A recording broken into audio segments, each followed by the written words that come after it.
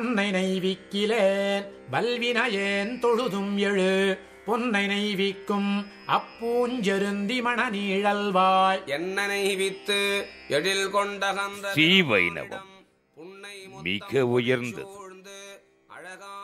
தொன்மை மிக்கது.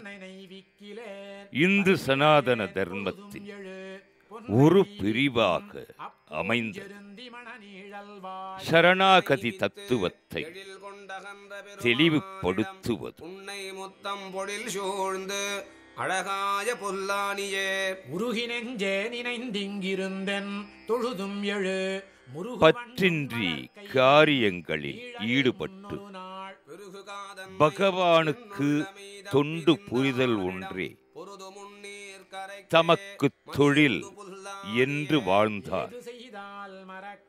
பக்தனுக்கு வேண்டிய அனைத்தையும் பகவான் தருவான் என்ற நம்பிக்கையில் சரணாகதி தத்துவம் பொழில் சூழ்ந்த புல்லானியே கொங்குண் வண்டே கரியாக வந்தான் கொடியேற்கு முன்னங்களீசன் நமக்கே பணித்த மொழி செய்திலன் மங்க நல்லாய் தொழுதும் எழு போய் அவன் மன்னுமோர் பொங்கு முன்னீர் கரைக்கே மணியுந்து புல்லானியே பகவானோடு ஐக்கியமடைவதற்கே இந்த ஜீவாத்மா உலகில் பயணம் செய்கிறது. அப்படி ஐக்கியம் அடைவதற்கு முதலில் சரண் புகுவதே முக்கியமானது. உயர்ந்த லட்சியமான சரணாகதி தத்துவத்திற்கு சாட்சி பூர்வமாக அமைந்தருளிய பூர்ணாவதாரம் ராமாவதாரம். श्रीराम राम रामेति रमे रामे मनोरमे सहस्रनाम तत्तुल्यं राम नाम वरानने श्रीराम राम रामेति रमे रामे मनोरमे सहस्रनाम तत्तुल्यं राम नाम वरानने श्रीराम राम रामेति रमे रामे मनोरमे सहस्रनाम तत्तुल्यं राम नाम वरानने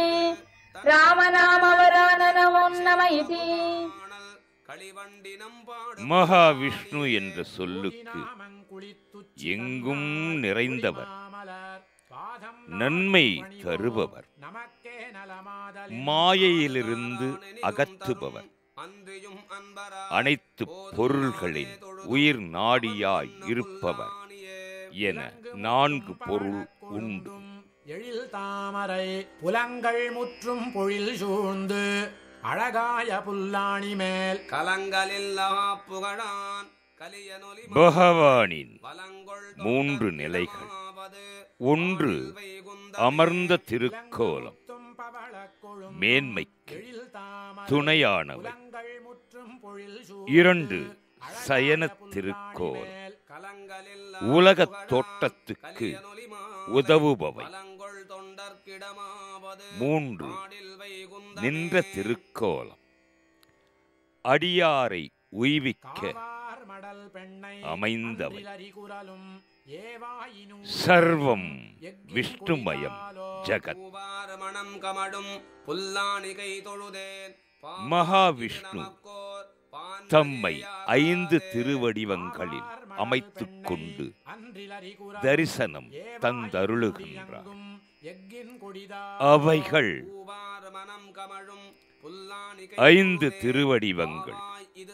1 பரம், 2 வியூகம், 3 விபவம், 4 அந்தர்யாமித்வம், 5 அருச்சை. பரம் எனும் பரமபதத்தில் திருமகள், மண்மகள் எனப்படும் பூமாதேவி, நீலாதேவி என்ற 3 தேவிமார்களுடன் எழுந்தருளி இருக்கின்றார் பகவான். பரிய இரணியனதாகம் அணியுகிறாள் அரியுருவாய் கீண்டான் அருள் தந்தவா நமக்கு. வியூகம் என்பது 1000 நா கொண்ட ஆதிசேஷனின் மஞ்சத்தில் பகவான் யோக நித்திரை செய்து அரி துயில் அமர்ந்த நிலையில் எழுந்தருளி உள்ளார்.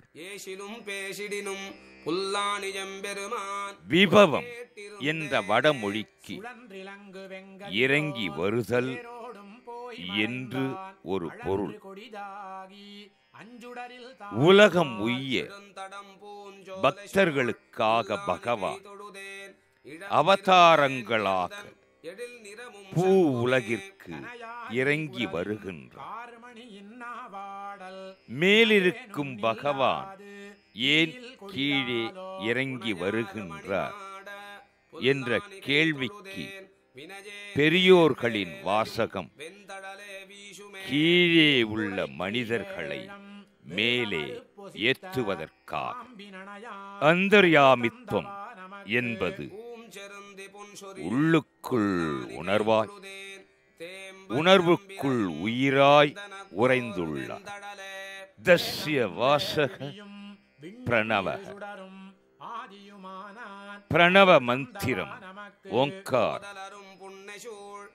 ஓம் என்ற ஒலியினுள் இறைவன் ஒளியாகவும் ஒலியாகவும் நிறைந்துள்ளார்.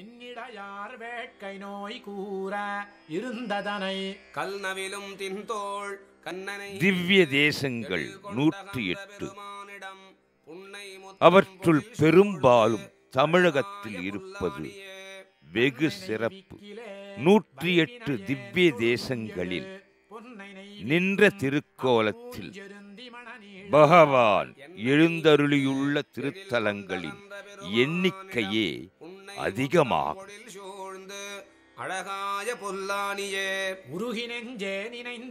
நின்ற திருக்கோலம் 67. அவற்றுள் கிழக்கு நோக்கி 39, மேற்கு நோக்கி 12, தெற்கு நோக்கி 14, வடக்கு நோக்கி 2. பின்பேத நின்னை பிரியேன் இனி என்றகன்றானிடம் போது நாளும் கமழும் பொழில் சூழ்ந்த புல்லானியே. கொங்குண் வண்டே கரியாக வந்தான் கொடியேற்கு முன்னங்களீசன் நமக்கே பணித்த மொழி செய்திலன். மங்கை நல்லாய் தொழுதும் எழு போய் அவன் மன்னுமோர் அமர்ந்த திருக்கோலம் 17. அவற்றுள் கிழக்கு நோக்கி 13, மேற்கு நோக்கி 3, தெற்கு நோக்கி இல்லை, வடக்கு நோக்கி 1. மணியுந்து புல்லானியே. எழுகி நெஞ்சே நினைந்திங்கிருந்தென் தொழுதும் எழு வள்ளல் மாயன் மணிவண்ணனெம்மான் மருவுமிடம். கள்ளவிடும் மலர்காவியும் சயன திருக்கோலம் 24. அவற்றுள் கிழக்கு நோக்கி 18, மேற்கு நோக்கி 3, தெற்கு நோக்கி 3, வடக்கு நோக்கி இல்லை. புதம் செய்து வந்துந்து புல்லானியே. அலமுமாழிப்படையும் உடையார் நமக்கன்பராய் சலமதாகித்தக ஒன்றிலர் நாம் தொழுதுமெழு. உலவுகால் நற்கடியோ திருமாலின் சயனங்கள் 10. 1 ஜலசயனம், 2 தலசயனம், 3 புஜங்க சயனம், 4 உத்தியோக சயனம், 5 வீர சயனம், 6 போக சயனம், 7 தர்ப சயனம், 8 பத்ர சயனம், இது ஆலமரத்து இலை, 9 மாணிக்க சயனம், 10 உத்தான சயனம். மகா விஷ்ணுவான பகவா இருந்த கிடந்த திருக்கோலத்தில் எழுந்தருளியிருக்கும் திருத்தலமே திவ்ய தேசமான திருப்புல்லான் தொண்டர்கிடமாவது பாடில் வைகுந்தமே. காவார் மடல் பெண்ணை அன்றிலறி குரலும் அது ஒரு யுகக்காலம். அந்த யுகத்தின் பெயர் திரேதாயுகம். திரேதாயுகத்தின் திவ்ய புருஷன் ராமன். ராவணன் சீதையை கவர்ந்து சென்ற பின் இலங்கைக்கு சென்று சீதையை மீட்டு வரும் பொருட்டு கடலை கடக்க வேண்டிய நிலை அமைந்தது. அதனால் விபீஷணனின் ஆலோசனைப்படி ராமன் வருணனை வேண்டிக் கொள்ள முடிவெடுத்தார். நூல் முறைப்படி அடுக்கிய தர்பை புல் மேல் தன் மனைவியை மீட்பதற்கான வழியை காட்டி அருள்க என்று கடலை நோக்கி வருண மந்திரத்தை முறைப்படி ஓதினார். மந்திர தியானம் 7 நாட்கள் நடந்தது. வரவில்லை வருணன். சினமறியா ராவனுக்கு சினம் ஏற்பட்டு வில்லில் நான் ஏற்றினான். அந்த பிரம்மாத்திரத்தை ஏவினான். கதறி அழுத வருணன் ராமனின் காலடியில் வந்து விழுந்தான். ராமன் வருணனிடம் கடலை கடக்குவதற்கான வழியை கேட்டான். அதற்கு வருணன், என் மீது கல்லை கொண்டு ஒரு பாலம் அமைத்து அதன் மீது உன் படையை நடந்து செல்லச் சொல்ல அளவில்லா காலம் ஆயினும் அப்பாலத்தை நான் இருந்து தாங்கிக் கொள்வேன் என்று கூறினார். சேது என்ற சொல்லிற்கு பாலம் என்றுதான் பொருள். சேது என்னும் ஒரு பாலம் என்று நினைப்பது தவறு என்று பெரியோர்கள் சாற்றுகின்றனர். சுக்ரீவன் வானரத்தச்சனான நலனை வரவழைத்து பாலம் கட்டுகின்ற பணியை மேற்கொண்டான். வானரப் படைகள் உச்சியிலிருந்து மலைகளை எடுத்து கீழே தள்ளின. பல்லாயிர வானரங்கள் தலையில் சுமந்த மலைகளோடு அப்பாலம் அமைந்தது. இருளில் கிடந்த இந்திரவில் மாதிரி இருந்தது சேது. உலகை படைத்த பிரம்மனே இந்த சேதுவையும் செய்தான் என்பது போல் உணர்ந்தனர் வானரங்கள். சேது 3 நாட்களில் கட்டி முடிக்கப்பட்டது. இது இராமாயண காலம் எனினும் இன்றும் அந்த சேது மெய்ஞானத்தின் ஆராய்ச்சிக்கு உரியதாகவே அமைகின்றது என்பதனை விட அந்த சேது ராமர் அமைத்ததுதான். அந்த சேது ராமனின் கருணையால் அமைந்ததுதான் என்பதற்கு சாட்சியங்கள் உள்ளன. ராமன் தர்பசயனமாக வருணனை நினைத்து மந்திர ஜபம் செய்த திருத்தலம் திருப்புல்லான். வில்லால் இலங்கை மலங்கச் சரம் துறந்து வல்லாளன் பின்போல் நெஞ்சம் வருமளவு எல்லாரும் என்றன்னை ஏசிடினும் பேசிடி புல்லாணி எம்பெருமான் பொய்கேட்டு இருந்தேனே. எம்பெருமான் மீது காதல் கொண்டு ஸ்ரீ திருமங்கை ஆழ்வார் பரகால நாயகியாக மாறிவிட்டார். தன்னை பெண் தன்மையில் வைத்துக் கொண்டு பாடுகின்றார்.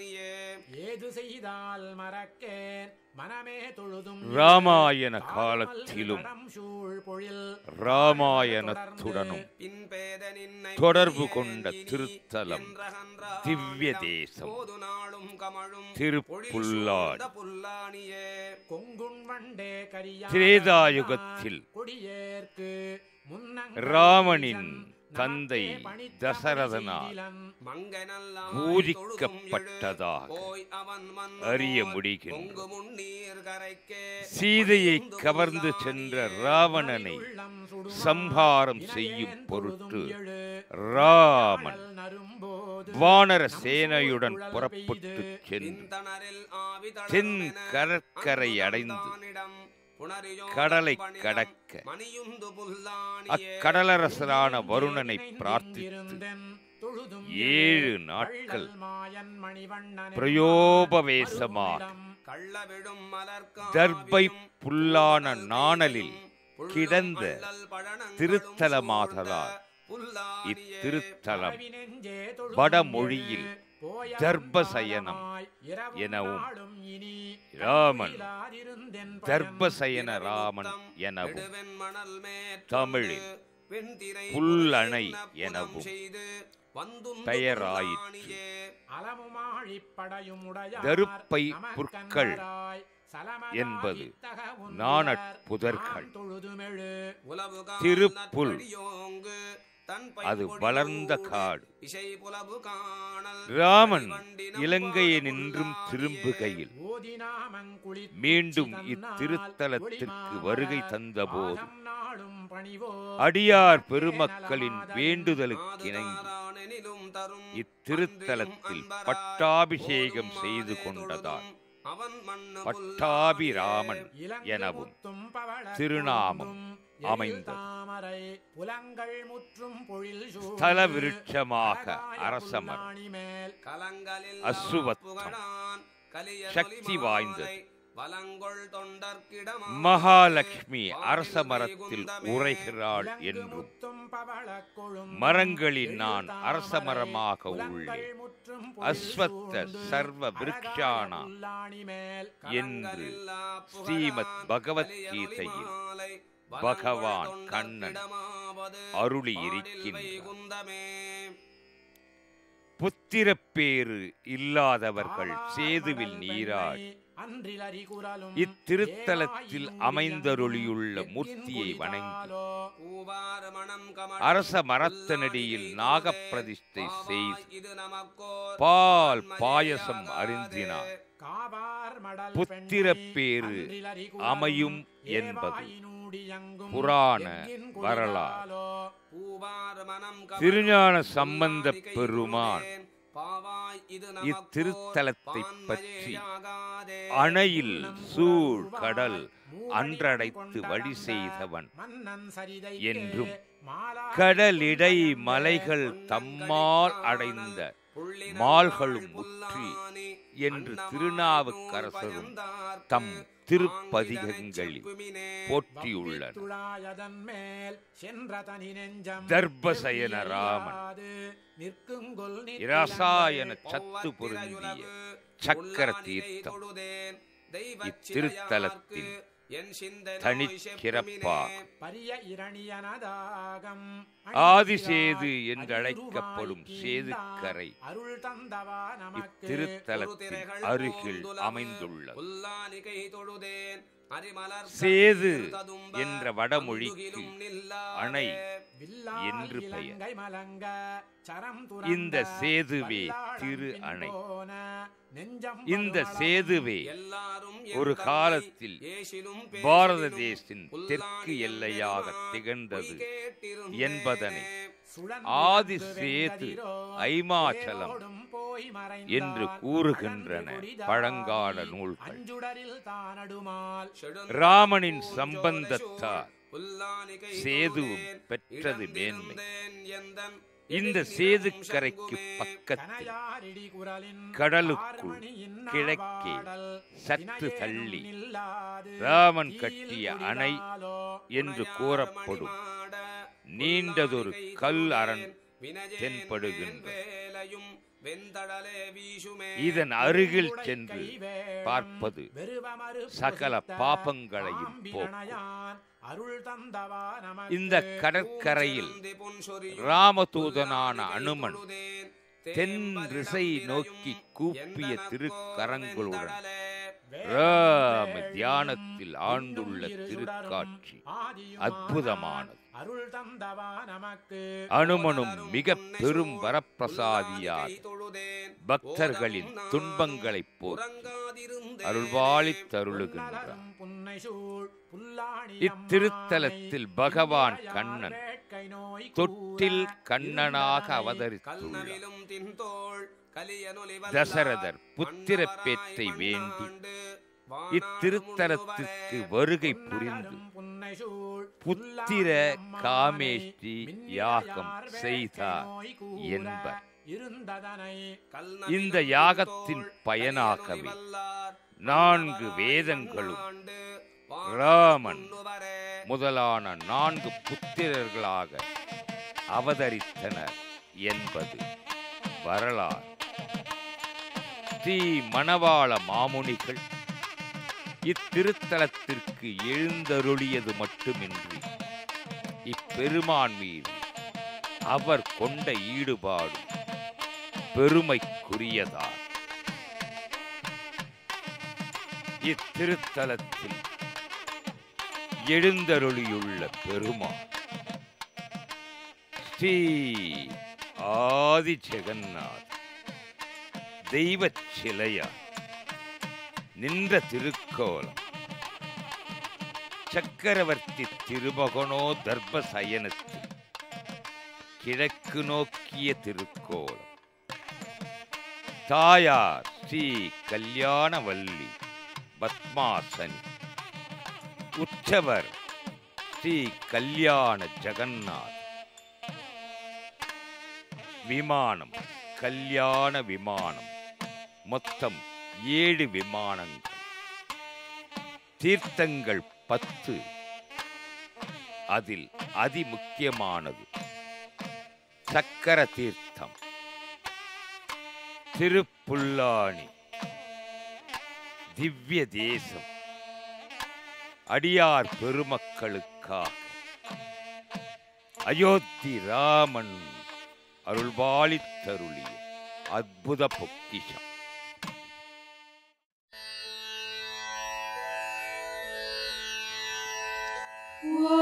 शुक्लाम्बरधरं विष्णुं शशिवर्णं चतुर्भुजं प्रसन्नवदनं ध्यायेत् सर्वविघ्नोपशान्तये। यस्य द्विरतवक्त्राद्याः पारिषद्याः परश्शतं विघ्नं निघ्नन्ति सततं विश्वक्सेनं।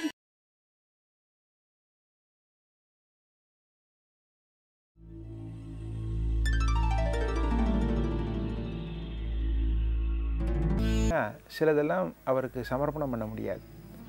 அதனால் அவர் என்ன பண்ணுறோம், நம்மளுடைய உலக க்ஷேமமாக இருக்கணும், நமக்கு க்ஷேமங்கள்லாம் கிடைக்கணும், உலகத்தில் நன்மைகள்லாம் பெருகணுன்றதுக்கோசரம் சுவாமியை விஜாபனம் பண்ணி அந்த கும்பத்தில் ஆவாகனம் பண்ணி யாகசாலைக்கு எடுத்துன்னு வந்து வச்சு இந்த யாகசாலையில் பலவிதமான வழிபாடுகள்லாம் பண்ணுறோம். அவருக்கு சக்தியை கொடுக்கறதுக்கோசரம் யாகத்தீயை வளர்த்து அந்த யாகத்தீயில் சிவாக்னி சொல்லக்கூடிய சுவாமியுடைய ஸ்வரூபமாக பாவனை பண்ணி அந்த அக்னியில் ஒவ்வொன்றா சமர்ப்பணம் பண்ணுவார். பால், தயிர். ஏன்னா சர்வதேவதா அக்னிமுகே அப்படின்னு ஆகமங்கள் சொல்லுது. இது சாஸ்திரத்தை சொல்கிறது. எல்லா தேவர்களுக்கும் அக்னி தான் முகம், அக்னி முகாந்திரமாக தான் சுவாமியை நாட முடியும் அப்படின்னு சொல்கிறது. அதனால் அக்னியில் ஒவ்வொரு பொருட்களாக சமர்ப்பணம் பண்ணி அந்த சுவாமிக்கு சக்தியை ஊட்டுறோம். இப்படி சக்தியை ஊட்டின அந்த ஜலத்தை எடுத்துகிட்டு போய் சுவாமிக்கு பூர்ணமாக அபிஷேகம் பண்ணும் பொழுது அந்த 12 வருஷ காலம் கும்பாபிஷேகத்துக்கு சொல்லும் பொழுது பொதுவான சாஸ்திரம் என்ன சொல்கிறதுன்னா 12 வருஷத்துக்கு ஒரு முறை ஆலயங்களில் நிச்சயமாக கோவிலில் கும்பாபிஷேகம் பண்ணணும்னு சொல்லியிருக்கு. அவசியம் ஏற்படும் காலங்கள்லேயும் நடுவுலையும் பண்ணிக்கலாம் ஆகமத்தில் சொல்லியிருக்கா. நான் 12 வருஷத்துக்கு ஒரு முறை கண்டிப்பாக கும்பாபிஷேகம் பண்ணோம். அதுதான் மயிலாப்பூர் பதிகத்தில் சொல்லும்பொழுது சொல்லுவார். மட்டிட்ட புண்ணையன் காணல்னு ஆரம்பிக்கும் அந்த பதிகத்தில் சொல்லும்போது சொல்லுவா, பெருஞ்சாந்தி காணாதே போதியோ பூம்பாவாய். கும்பாபிஷேகம்ன்றது பெருஞ்சாந்தி, எல்லா விதமான தோஷங்களும் நிர்கரணம் பண்ணக்கூடிய சக்தி அந்த கும்பாபிஷேகத்துக்கு உண்டு. வேற எதுக்குமே கிடையாது. சுவாமி பரிபூர்ணத்துமாய் ஒரே இடத்துல நிலை நின்று நமக்கு வேண்டிய அருளாசிகள்லாம் வழங்குறதுக்கு ஒரு சக்தியை கொடுக்கக்கூடிய ஒரு நிகழ்ச்சி தான் அந்த கும்பாபிஷேகம்ன்ற சொல்லக்கூடியது. அந்த பெருஞ்சாந்தியை தரிசனம் பண்ணும் பொழுது அந்த 12 வருஷ காலம் நடைபெற்ற பூஜைகள், 12 வருஷ காலத்தில் ஒரு வருஷ காலத்தில் என்னவோ உற்சவங்கள்லாம் நடக்கும். சித்திரை மாதம் ஒரு உற்சவம் நடக்கும், வைகாசி மாதம் நடக்கும், விழாக்களோடு இல்லாமல் நித்திய வழிபாடு, இப்படி ஒரு வருஷத்தில் நிறைய வழிபாடுகள்லாம் நடந்திருக்கும். அதோடைய பலன்கள்லாம் இருக்கும். அந்த பெருஞ்சாந்தின்னு சொல்லக்கூடிய மகா கும்பாபிஷேகத்தை தரிசனம் பண்ணும் பொழுது இந்த 12 வருஷ காலம் என்னென்ன வழிபாடுகள் நடந்ததோ அந்த பலன்கள்லாம் நமக்கு கிடைச்சிடும். அதோடு மட்டும் இல்லாமல் இந்த 12 வருஷத்தில் நிறைய மகான்கள்லாம் தரிசனம் பண்ணியிருப்பார்.